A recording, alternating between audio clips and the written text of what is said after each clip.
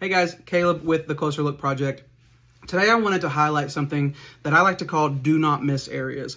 So when you're doing a skin cancer exam, you always want to take into account of your patient's occupation, their age, their skin circumstance, etc. So you think about older patients with laxity in their skin.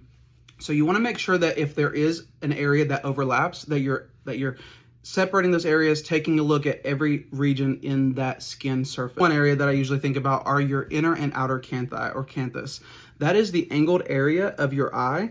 So a lot of times, as I mentioned, older patients will have lax skin that kind of overlaps and covers those lesions. So you always want to make sure to take a look there. Moving down into the nasolabial folds here, again, same deal. If you have prominent skin there, that may cover up a lesion as well.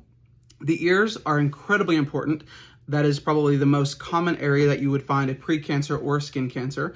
And so I usually start with the helix and I move all the way around, taking special consideration of the back of the ear. That's an area that people will commonly overlook. And then the conchal bowl, which is that bowl-shaped area inside of the ear. Why are these areas so common for skin cancer? Well, think about it. If you drive, your left side is chronically exposed to the sun. If you're the passenger, your right side is chronically exposed to the sun. Most people don't think about using sunscreen on their ears. Those are some helpful tips and tools that I used when I started practicing dermatology. This can be incredibly useful for people doing their own self-exams, for personal care professionals such as hairdressers, tattoo artists, estheticians, the list goes on and on. So take those tips this week, take a look, see if you notice anything unusual. Have a great week.